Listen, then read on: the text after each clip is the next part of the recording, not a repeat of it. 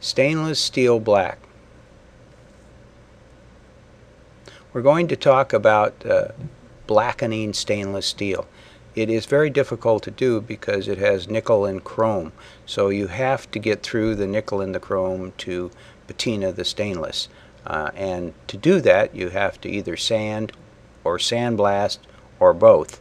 But first, stainless steel has an oil on it, so you have to get the oil off. So generally first I'll clean it with IMS cleaner, and then I start to sand. And again, you want to use a really coarse sandpaper. 40 grit is really nice. Also, you want to make sure that the sandpaper has not been used on anything else, because you can deposit steel or copper onto the stainless if you've used it on something else, and that will come into your patina and cause it to have maybe rust or greens or different colors. So you want to make sure that your sanding paper is fresh, brand new, and only use it on stainless. And once I've got the sanding, I've done the cleaning, the sanding, I'll clean it again usually with IMS cleaner and a Scotch-Brite, usually a red Scotch-Brite or a green, and then I'll come back in and sand it a second time. And then we're ready for the final cleaning. And that's done. Usually I do that with alcohol, isopropyl alcohol. And then we're ready for the patina. There's all kinds of stainlesses, different types, alloys. Each one has a different characteristic, so depending on which one you get, some are patina easier than others. Here I'm cleaning with isopropyl alcohol. You could also use acetone. Acetone works very well. They both of them dry very quickly. The isopropyl alcohol has about 30% water in it, so obviously it's a little bit different than acetone, but it's also not as toxic. So if you're going to use acetone, you want to wear a mask. Here I'm spraying it. You want to let it sit on there for a couple minutes. Make sure it goes down and gets into all the little crevices and pores and really cleans the metal. It also will neutralize the IMS cleaner, which has an acid in it. Okay, so we're just now finishing up on cleaning it with the isopropyl alcohol, and we're now ready to put on the patina. The stainless steel black is a very, very strong acid. And if you've done a good job, you should start to see the patina working fairly quickly, such as you can see in the video here. That means I got down through the nickel and the chrome, and I'm really starting to attack the metal, because that's what you're doing. And so that darkening that you're seeing is you're actually causing a black oxide to form on the steel. Eventually, the chrome and nickel migrate back to the surface, but it takes about a week. So you get some protection. But you're not going to have the same protection as you did before you took off the nickel and the chrome. You could just as easily have rolled this on, which we are doing in another video, and there's different rollers that you can use depending on what you're going to do. Here I'm squeegeeing off excess patina, and it also kind of pushes the patina into the metal and causes it to be more even.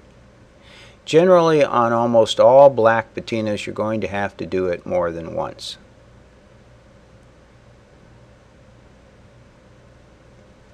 As I was saying, you can use a roller, and there's two types. There's a fibrous roller, which most people use when they're house painting, and that works fine if you've got a horizontal surface. If you've got a vertical surface, you want to use a sponge roller, and depending on the kind of look you want, you would use either semi-smooth, or you might use a rough or semi-rough.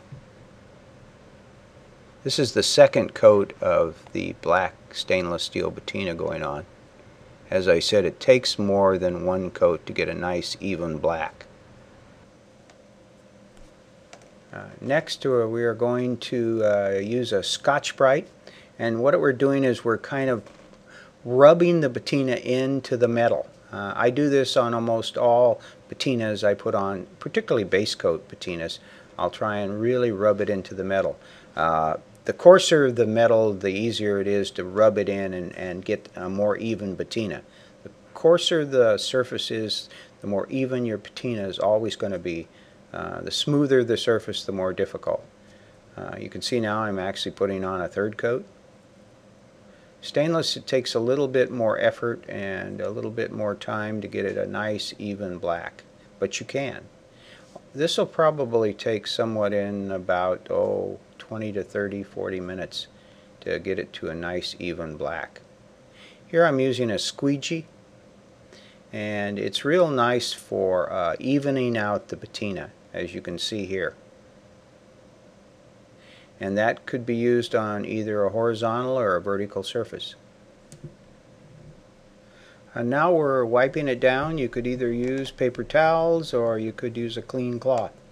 And you're just kind of smoothing out the patina and making sure you got all the little wet areas feathered in. And you can see it's quite nice and even.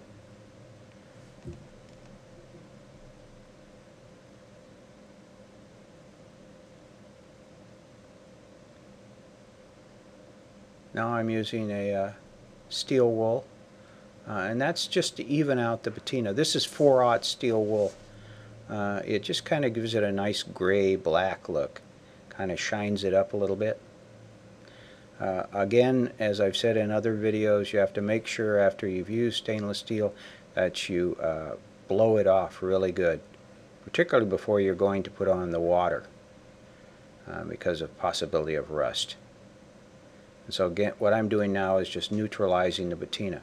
It's always best if you can use distilled water. That's because of there's no minerals in it and no saline, nothing to attack your metal. And here I'm just rubbing out the water. You don't want to have any water spots on there, so you want to kind of make sure you even it out. After you've done the drying, you want to let it go for at least a couple hours before you put on your top coat, protective top coat. And it will darken. If you're going to put lacquer on or our smart coat, both of those will darken the metal.